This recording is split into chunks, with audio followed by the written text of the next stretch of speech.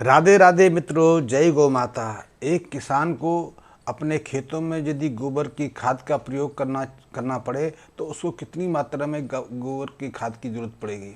तो सामान्यतः नियम है कि उसे पर एकड़ के हिसाब से 3 से 4 क्विंटल के आसपास गोबर खाद की आवश्यकता पड़ती है। वैसे ये आवश्यकता बढ़ भी जाती है कुछ परिस्थितियों, बस कुछ फसलों के आधार पर या फिर ऐसी फसलों के आधार पर जिनको ज़्यादा पोषक तत्वों की आवश्यकता पड़ती है। तो कभी कभी तो उसे 8 से 10 क्विंटल गोबर खाद की आवश्यकता पड़ती है, क्योंकि गोबर में काफ़ी हिस्सा अपचित रहता है, अनडाइजेस्ट रहता है, ह्यूमस के रूप में नहीं रहता। इसलिए गोबर के जो पोषक तत्व रहते हैं वो उतनी सुगम स्थिति में नहीं रहते कि हमारी मिट्टी को वो उसकी पोषक संबंधी आवश्यकता की पूर्ति कर सकें। इसलिए फसलों को भी वो पोषक तत्व पर्याप्त मात्रा में नहीं प्राप्त हो पाते हैं। तो इसलिए हमें इतनी मात्रा में गोबर खाद का प्रयोग करना पड़ता है। लेकिन यदि इसी गोबर खाद को हम कंपोस्ट के रूप में बदल दें, कंपोस्ट का अर्थ है उसको और सूक्ष्म कणों में विभाजित कर लें, तो इस सूक्ष्म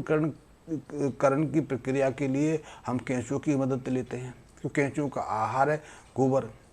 वो कुछ मात्रा में मिट्टी का भी सेवन करता है। एक सामान्य नियम है कि एक केंचुआ 70% के आसपास गोबर का सेवन करता है और 25% के आसपास मिट्टी का सेवन करता है। ये दोनों चीज़ें जब केंचुए के पेट में जाती हैं तो केंचुए के पेट में उसके आहार तंत्र में ऐसे एंजाइम्स रहते हैं, ऐसे बैक्टीरियास रहते हैं जो इस जो गोबर के अंश को उसको भी सूक्ष्म कणों में बांटने का कार्य करते हैं, और उसके साथ में उसके पाचक एंजाइम भी उसके साथ जुड़ जाते हैं।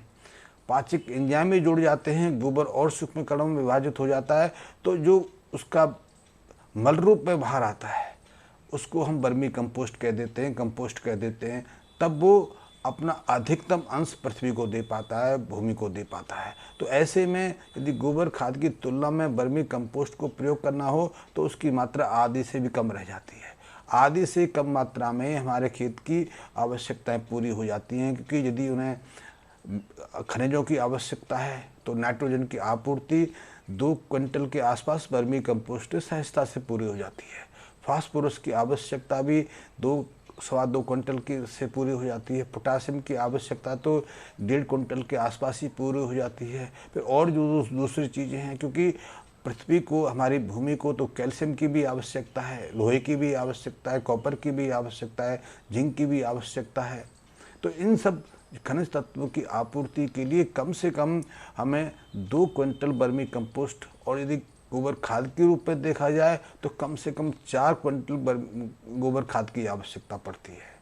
तो इतनी खाद जब तक नहीं डालेंगे तब तक हमारे खेतों की उर्वरा शक्ति सामान्य स्तर पर नहीं आ सकती। उसके अंदर किसी न किसी पोषक तत्व की कमी रहेगी, और यदि कमी रहेगी तो उसका सीधा सीधा प्रभाव हमारे फसल पर पड़ेगा। हम जो फसल लेना चाहते हैं, जो साग सब्जियां उगाना चाहते हैं या फिर अन्य किसी तरह की उपज लेना चाहते हैं, तो उसकी जो उत्पादकता है उस पर उसका सीधा प्रभाव पड़ेगा।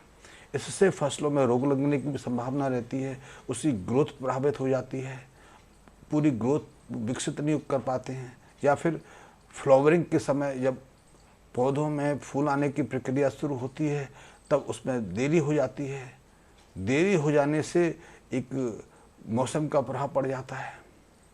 तो बहुत सारे फूल ऐसे हैं जो परागकण से वंचित रह जाते हैं, और जब तक परागकण की प्रक्रिया समान रूप से जारी ना हो तब तक वो जो फूल हैं ना तो बाली का आकार ग्रहण कर पाते हैं, ना उनमें बीज बन पाते हैं, ना फल उत्पन्न हो पाते हैं। तो उसका सीधा सीधा सा प्रभाव है, यदि हमारी भूमि के अंदर, हमारे खेत की मिट्टी के अंदर पोषक तत्वों का अभाव है, कमी है, तो वो एक तरह से मेल न्यूट्रिशन का, कुपोषण का प्रभाव दिखाती है। तो ऐसे में पर्याप्त मात्रा में खाद का प्रयोग करना बहुत आवश्यक है। अब मैं बात करूं कि यदि हमें खाद की मात्रा को घटाना हो, क्योंकि हर किसान के लिए 2 से 4 क्विंटल खाद की व्यवस्था करना इतना सहज नहीं है। आज के समय तो नहीं, पहले तो सहज हो जाता था, क्योंकि आजकल तो फास्ट लाइफ हो गई है। लाइफ इतनी तीव्रगामी हो गई है कि व्यक्ति इतना ना तो श्रम करना चाहता है, ना उसके पास इतनी व्यवस्था है, ना इतनी लेबर का खर्चा उसके पास है। तो इसके लिए किसान को एक सुगम रास्ता सूझता है कि जो बाज़ार में उपलब्ध है उसका प्रयोग करना शुरू करते हैं। तो वो केमिकल फर्टिलाइज़र का भी प्रयोग करना शुरू कर देता है। केमिकल फर्टिलाइज़र के दुष्प्रभाव को समझता है, क्योंकि वो आज से तो प्रयोग नहीं कर रहा। दुनिया के ऐसे बहुत सारे देश हैं जहाँ केमिकल फर्टिलाइज़र का, केमिकल उर्वरकों का प्रयोग पूरी तरह से निषिद्ध कर दिया गया है, क्योंकि वहाँ इसके ऐसे ऐसे दुष्परिणाम सामने आ गए, तो उन्होंने इसको पूरी तरह से प्रतिबंधित कर दिया कि इसका सीधा सीधा प्रभाव मनुष्य के स्वास्थ्य पर पड़ रहा है, मनुष्य के स्वभाव पर पड़ रहा है, उनकी जो संतानोत्पत्ति क्षमता है उस पर पड़ रहा है। वहाँ बीमारियों का ही प्रकोप नहीं बढ़ रहा, उनकी लाइफ के ऊपर भी इसका सीधा सीधा प्रभाव पड़ रहा है। अपंगता की समस्याएं सामने आ रही हैं, साथ ही वातावरण प्रभावित हो रहा है, क्लाइमेट चेंज हो रहे हैं।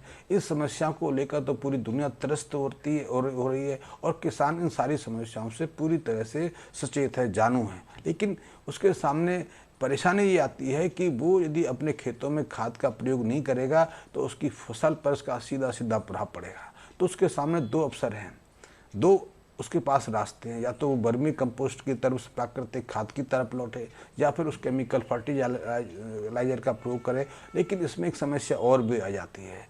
समस्या ये आ जाती है खास करके भारत के किसानों के सामने, कि यदि वो वर्मी कंपोस्ट में 2 क्विंटल खाद का प्रयोग करना चाहें, और वही कार्य यदि 1 बोतल नैनो यूरिया से हो जाए, नैनो DAP से हो जाए, या फिर 1 बोरी यूरिया की खाद से हो जाए, और वो भी सस्ते में, क्योंकि भारत में यूरिया का 1 बोरा 270 रुपये के आसपास है। यद्यपि अमेरिका में यूरिया का 1 बोरा 3000 रुपये में, चाइना में 2200 रुपये के आसपास है। लेकिन भारत में ऐसी व्यवस्था है कि किसान को कम से कम मूल्य पर उसके लिए खाद उपलब्ध कराया जाए, तो यहाँ 270 रुपये में यूरिया का 1 बोरा मिल जाता है।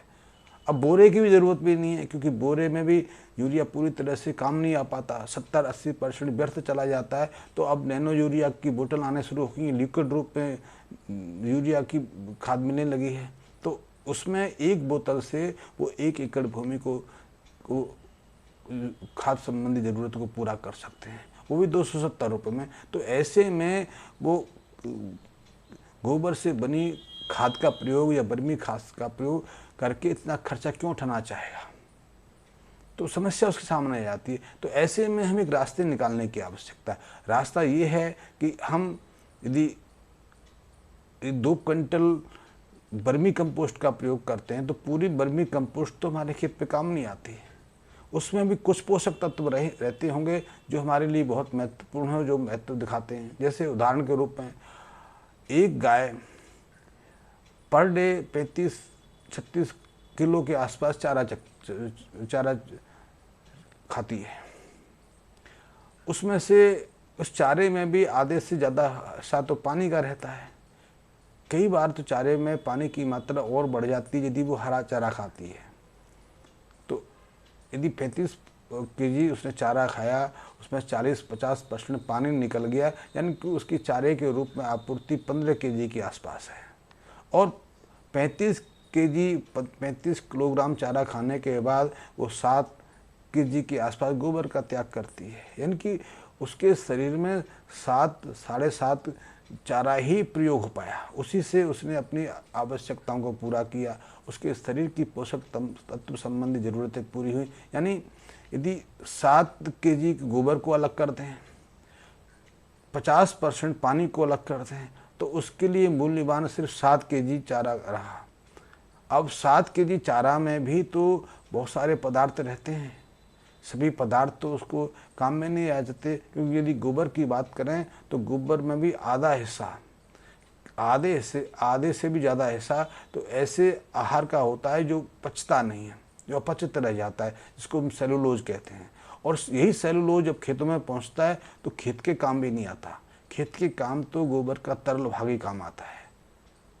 इसको सीधे सीधे रूप में बोलूं कि 1 किलो यदि आप गोबर ले लेते हैं तो उसमें आपको 200 मिलीलीटर के आसपास गोबर का सत्व मिलता है। यानी कि गोबर के सत्व में जो कुछ है वही गोबर का मूल है।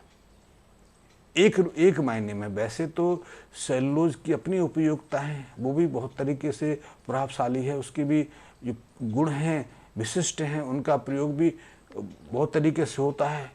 खाद के रूप में भी उसका प्रयोग होता है कि जो गोबर के तरल भाग के जो एंजाइम्स हैं, बैक्टीरियास हैं, उनको आहार पूर्ति का कार्य भी यही सेलुलोज करते हैं। जब तक ये सेलुलोज डिकम्पोज नहीं होंगे तब तक उनको ऊर्जा शक्ति की प्राप्ति नहीं हो पाएगी, तब तक वो भी निष्क्रिय हैं। इसलिए प्रकृति ने की व्यवस्था कर दी है कि हर जीव के लिए उसके भोजन की व्यवस्था भी कर रखी है।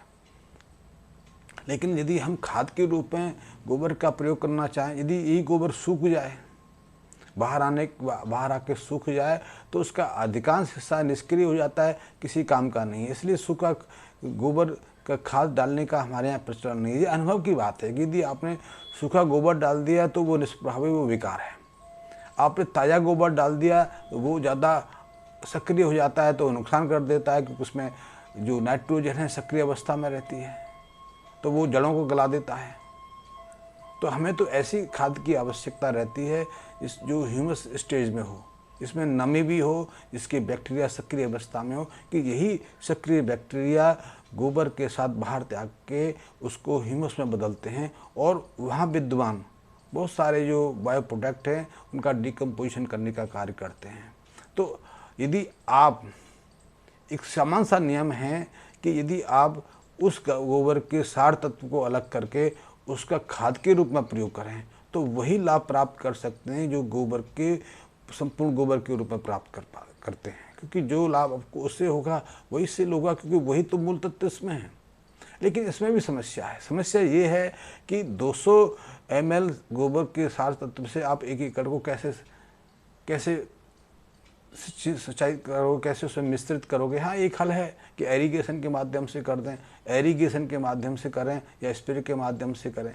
लेकिन जो उसके अंदर, जो तरल के अंदर जो एंजाइम्स हैं, बैक्टीरियाज हैं, आखिर उनकी खाद्य जो ज़रूरत है उसकी आपूर्ति कैसे कर पाएँ। तो उसका एक नियम है। नियम ऐसा है, वो हमने बहुत सैकड़ों साल पहले हमारे मनीषियों ने, हमारे विद्वानों ने उसका निदान खोज लिया। निदान ये खोज लिया कि उनको जिंदा रखने के लिए आप कच्चा दूध डाल दें, उसमें आप उसमें खट्टी छाछ डाल दें। खट्टी छाछ में कई ऐसे पोषक तत्व रहते हैं जो बैक्टीरियाज को सक्रिय करने में मदद करते हैं, कैटालिटिक इफेक्ट डालते हैं। या फिर गोबर के साथ में गौमूत्र का भी प्रयोग कर लें, क्योंकि गौमूत्र के अंदर तो ऐसे भी रसायन रहते हैं जो दूसरे केमिकल्स के सक्रियता को बढ़ा देते हैं। तो उससे उस तरल का जो गोबर सत्व के रूप में हम प्रयोग करते हैं उसकी सक्रियता बढ़ जाती है, उसका प्रभाव अच्छा रहता है। तो उससे हम 1 एकड़ की ज़मीन को 200-250 ml के आसपास इस तरल मिश्रण से पूरा कर सकते हैं और वही लाभ ले सकते हैं जो हम 4 क्विंटल खाद डालने से लेते थे, या फिर हम वो जो लाभ 1-2 बोरी यूरिया का, DAP का प्रयोग करने से लेते हैं। और इसके साथ में गोबर के तरल की और भी कई उपयोगिता हैं, उनकी जानकारी फिर हम देखते